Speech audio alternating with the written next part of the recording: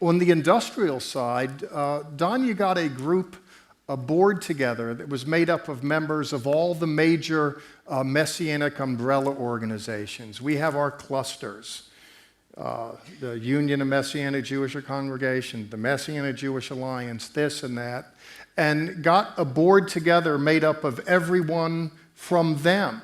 And the board developed key principles for some foundational issues associated with the manufacture of a Bible that everyone could conceivably weigh in on, participate in, etc.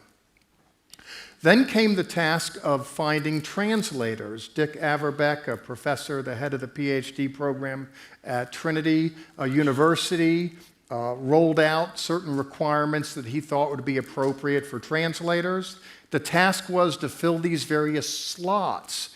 It's amazing the way individuals rolled up their sleeves to get to it.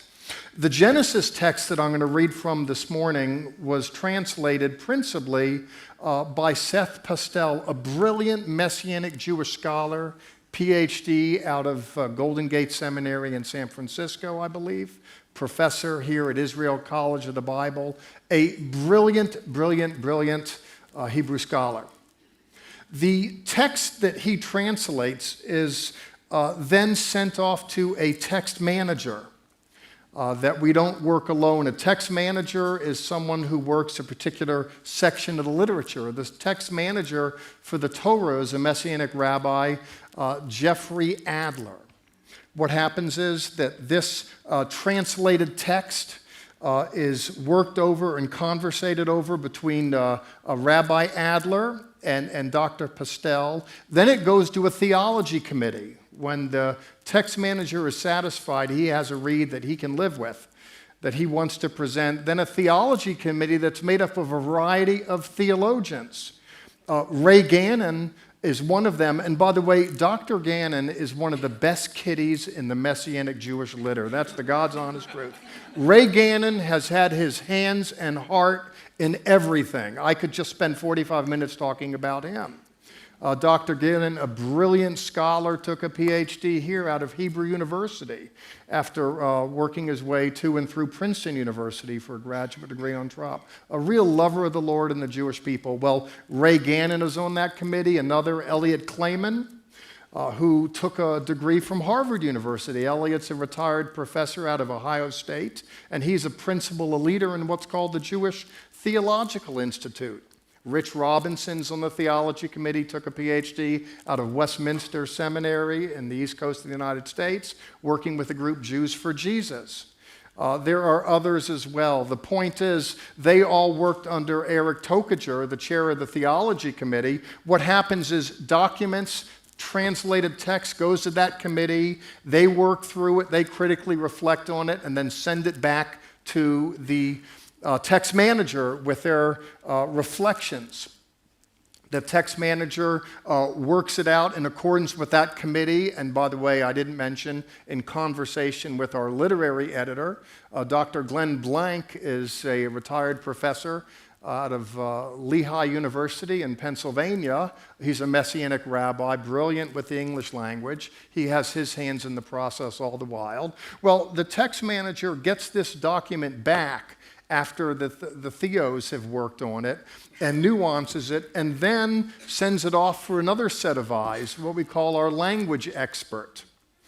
Some time back, I made the acquaintance some years ago with a woman, and Helen Delaire is not a Jewish woman. She is an evangelical Christian woman that just fell in love with the Lord and fell in love with the Lord's people, the Jewish people, fell in love with Israel. By way of Oral Roberts University, Helen felt called to go to Hebrew Union College and take a PhD in Semitic languages.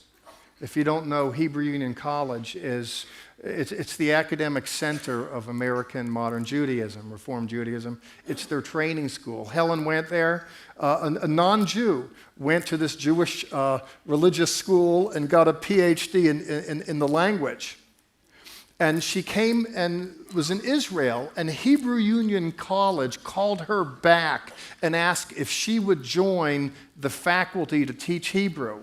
A non-Jewish woman, an evangelical Christian woman, teaching rabbis how to speak the language. I think that's fascinating. Well, the Lord had Helen there for a number of years, and then she went on to Denver Seminary to head up a Master Divinity program in Messianic Jewish Studies. I asked Helen if she'd be our language expert, and what happens is, as this literature, as this sacred text makes its way through the process, we want someone else with another set of eyes to alight upon it, critically reflect on it, and then kick it back to the text manager. So we have these various processes. I liken it to a car wash where the car goes in and it's hit by various brushes and washes and swabs and what have you, and then it's dried off and it comes out the other end. The purpose here was to present a Bible translation that restored the Jewishness of the text. And what we wanted was the Messianic Jewish community that now is at a place where a number of individuals have been able to, respond to the call of God to go into the ministry, to go to seminary, to get the requisite language skills, and now have the opportunity to then present together a common voice in what we want to say about the Scriptures. This is particularly significant in the way that we render the New Covenant. All too long, as you may well know, the Bible story, the Jesus story, is construed so very much as non-Jewish. And it's tragic to me that the Jesus story is a Jewish story through and through, but with the passage of time and circumstance, people lost sight of the Jewish roots. And what happens is what becomes a Jewish story becomes un-Jewish and anti-Jewish, and gone is the memory. Well, the name of the game was to work the text collectively in a way that can help bring that out, not just with the text itself. One of the distinguishing characteristics is the artwork itself.